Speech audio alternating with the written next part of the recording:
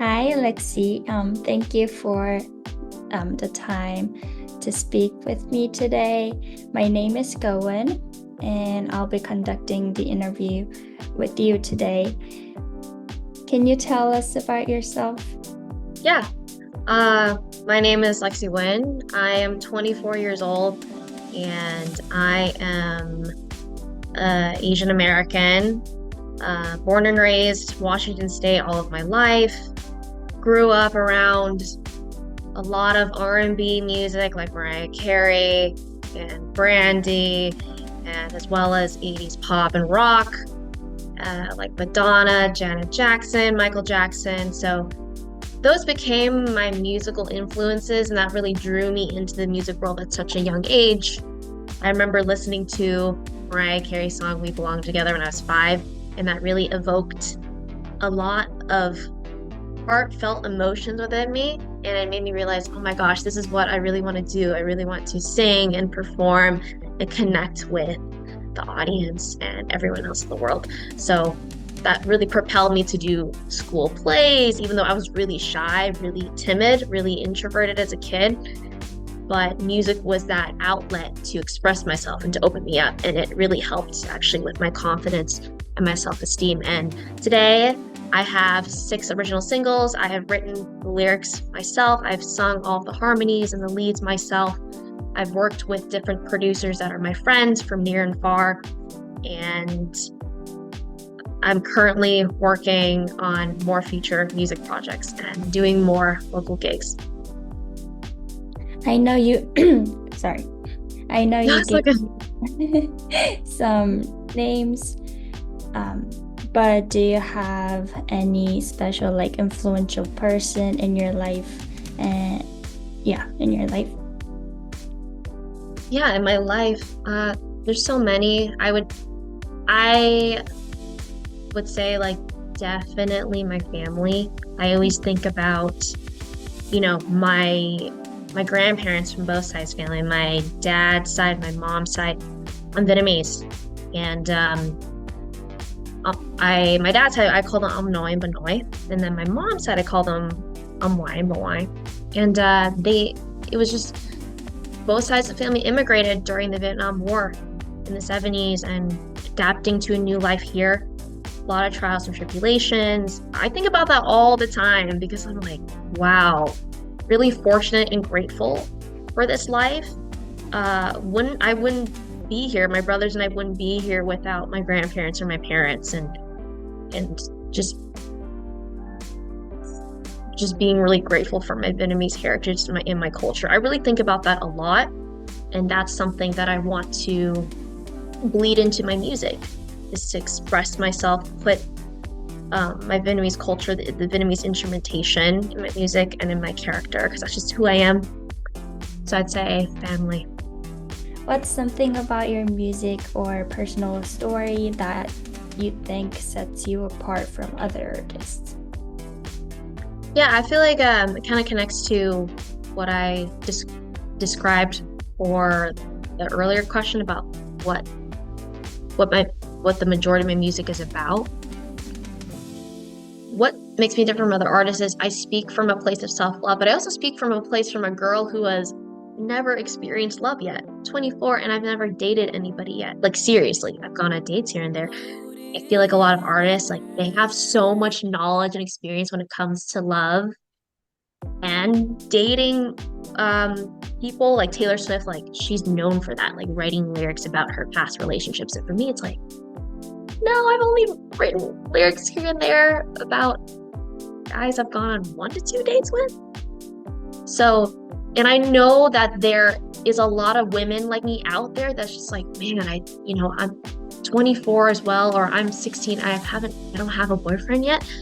However, I don't sit in that place. I'm like, you know what? Let me empower people, not just ladies, but really everyone. Like, if you haven't dated anybody yet, that's fine. Everyone's on their own timeline, and it's okay that you're still single, because you're not really single. You're really dating you. That's a self-love place. And that I feel like that's about what makes me stand out.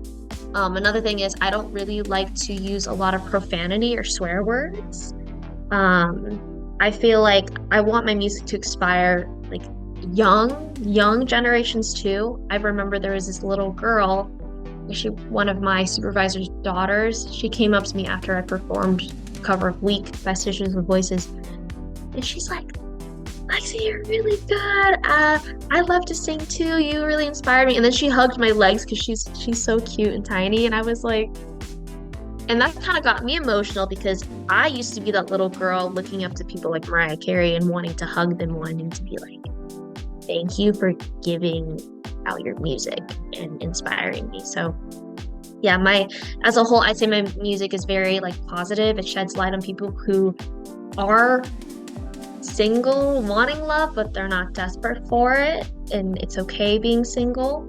Right one will come along, and my music is also uplifting and fun and positive, but it can also go to darker places too. What's a memory that always make you emotional when you think about it, if you have one? Ooh, man. Wow, that's a deep question, going.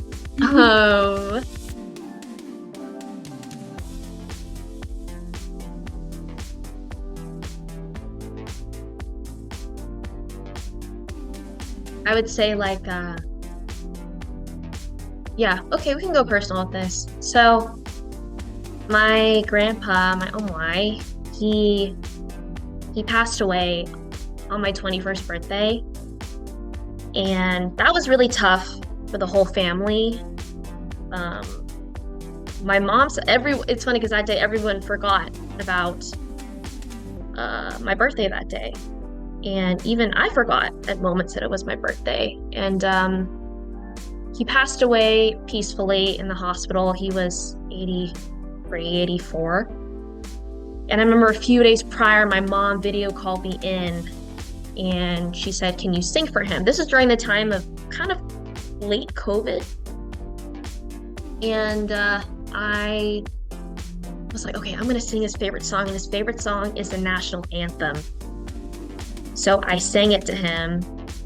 I was hanging out with my friends at this restaurant for my birthday, and I stepped away, sang it for him.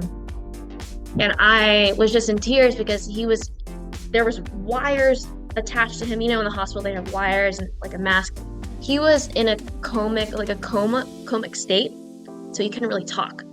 But it's funny, when he heard me sing, he finally woke up. He opened his eyes and he like kept shaking, like he kept holding my mom's wrist. He was like, and I knew right then and there, he recognized that it was me.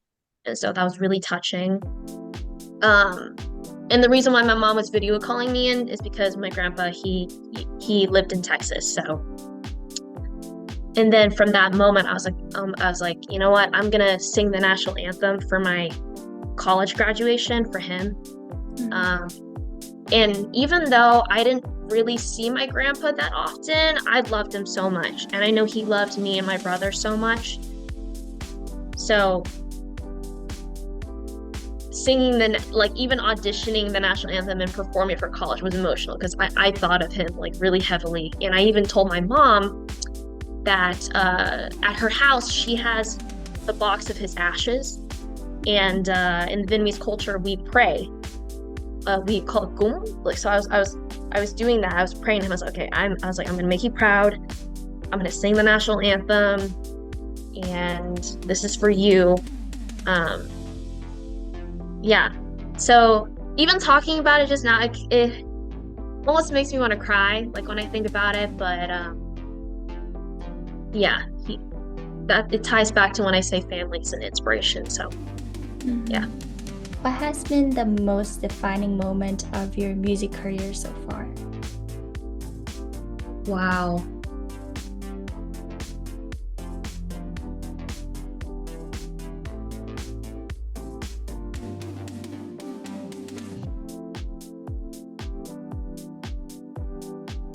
I'd actually say, can I say two of them? Is that okay? Yeah. Okay. Yeah, so my first defining moment was when I decided to do my middle school's talent show when I was 14. This was exactly 10 years ago. And it's funny because in seventh grade, I signed up to audition for the talent show, but I backed out because of fear of like putting myself out there. So I was like, you know what, Lexi? No, I'm gonna push your little booty. I'm gonna tell you in eighth grade, you're gonna do it. You're gonna do it. You love singing, okay? So I was torn between auditioning two songs, either Hopelessly Devoted to You by Olivia Newton-John or this Rihanna song. I think it's called We Found Love. She did that with Calvin Harris. I'm glad I went with Hopelessly Devoted to You. Felt like a better fit emotionally. If you know, it's from the musical movie Grease. And I practiced that every day for a month. And I remember my dad, he burnt me the CD of the instrumental. And I remember I took my backpack off and there's a thud. Put it in my strawberry shortcake CD player, and I practiced it. I did vocal warm-ups. I practiced it every day for 30 days. Comes the day of the audition. I'm listening to the song repetitively, and then I auditioned in front of a art teacher, the Spanish teacher. They were the two judges. And then I just belted my heart out. And the funny thing was the audition was in the cafeteria, so it's very echoey. So you could really hear like the frequencies of my voice bouncing off the walls. And then afterwards, the Spanish teacher, she cried. And she's like, have you ever dated anyone before? I'm like, no. Okay, anyways. Yeah, the song is about like yearning for your boyfriend that you kind of broke up with, and like even though you two are separated, you're hopelessly devoted to that guy. So even though I've never dated, I was like, I have to sing with emotion. So I sang from that place. And so I think that's why she cried. And I was just super touched. I was like, that was my first time moving somebody emotionally with my performance. And then the talent show was a month later. So I practiced for another month. And it's funny because my parents have never heard me really sing a solo song. They've seen me in plays. And I was really nervous. I remember like my whole body was shaking. But then I went out, I sang anyways. My hair was down to my butt. Wearing a blue dress. And I got a standing ovation. And I was like you can see me in the video, like I'm holding my mic and I'm like, oh my God, I can't believe I got this like overwhelmingly positive response. And I remember my mom and dad, wow, I didn't know you could like sing. So, I used to be kind of, there's a Vietnamese term called like embarrassed, like I was a little bit of that. But yeah, and then that was a pivotal defining moment because it taught me, okay, yeah, I can go out there and perform. I can do it. I'm not the shy girl that I used to be, where she was just singing alone in her room. So that propelled me to do more open mics and more gigs to this day. So I'm really proud that I put myself out there. Second defining moment would have to be releasing Floating on Air. That one was an unexpected one because I wrote the song when I started college. High school is, it was all right. But starting college, being like, this is a new experience, making new friends. My confidence at the time was like really super high. And I was really riding off of that high when I wrote Floating in Air in like 2 days. And then my cousin Sophia, her friend Tony, messaged me on Instagram because Sophia posted a video of me singing on Thanksgiving. And he said, I'd love to work with you. And then at the time I used to post full videos of me on YouTube singing my original music. And he said, I like Floating in Air the best. And I was like, what about that? Can we do my other song? And he's like, no, I have a good feeling about this one. Trust me. And I was like, okay, fine. Let's see where this goes. He sent me the instrumental and I was like, I'm in love. This is amazing. My dad and I, we drove all the way to Kent to work in a studio, and I got to record the vocals there too. And at the time I was 19. And then that's when I started to learn about how to release music on Spotify and on streaming services. Learned about DistroKid, released it worldwide, and then I decided to do a music video, which was funny. I didn't intend on doing a music video. I wanted to do a visualizer, and that means that somebody would just film me just frolicking in the sunflower fields, and I'm not lip syncing. But then my friend's like, so we're gonna do the music video today, right? He misinterpreted what I said, but I decided to go along with that. In my head, I was like, you know what? Let's do it. So we filmed on his iPhone. The whole music video was shot completely on the iPhone.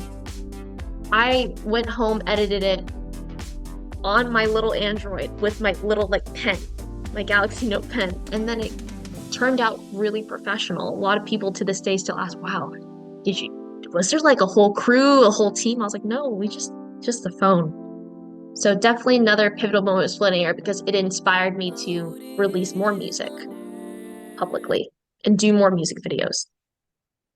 I think this might be the last question. What legacy do you hope to leave behind as an artist?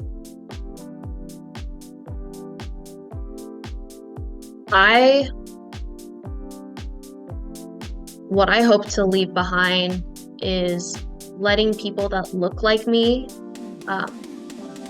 other Asian boys and girls, letting them know that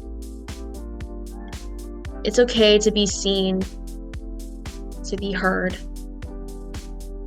to be loved as you, being authentically yourself. And another legacy that I hope to leave behind is you can never go wrong with loving yourself and respecting yourself and putting yourself first, filling up your own cup. And once that's overfilled, you can bring out that and put that love with your loved ones and the important people in your life. And I hope that my music does that for people and helps them go towards that place of vulnerability, not run away from it. And because some of my future music, I see that as integrating more Vietnamese instrumentation, potentially singing in Vietnamese too. I hope this really inspires other people who are Vietnamese like me, or people who want to sing in their own culture's language, to do that and express themselves that way and be proud of that, not just singing English, even though singing English is fun too.